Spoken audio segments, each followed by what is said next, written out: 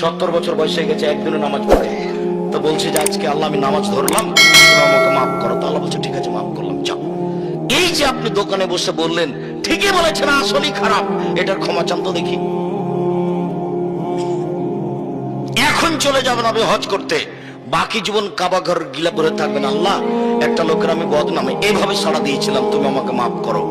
আপনার হায়াত পর্যন্ত ক্ষমা চেয়ে যদি ক্ষমা হয়ে যায়, তাহলে আল্লাহ হবেন জালেম, অত্যাচারী, আর ইসলাম ধর্ম হবে মিথ্যে। আল্লাহ বলেছেন আমি জালেম নই, ইন্নী হারামতু যুলমা আলাইয়া, আমি আল্লাহ নিজের উপরে জুলুম হারাম করেছি। তুমি রিকশাওয়ালাকে থাপ্পড় দিয়ে বিদায় করে দিলে, রিকশাওয়ালা চেয়েছিল 100 টাকা, তুমি থাপ্পড় দিয়ে বলেছো বেটা 20 টাকা ভাড়া, 100 টাকা চাও, থাপ্পড় দিয়ে তুমি 20 টাকা দিয়ে বিদায় করে দিলে। আর আমি আল্লাহ ক্ষমা করে দেবো, এই কাজ আমি করি না। রিকশাওয়ালাকে খুঁজে বের করতে হবে, খুঁজে বের করে বলতে হবে, রিকশাওয়ালা বুঝতে পারিনি, তোমাকে একটা থাপ্পড় মারা হয়েছে, আমাকে মাফ করো।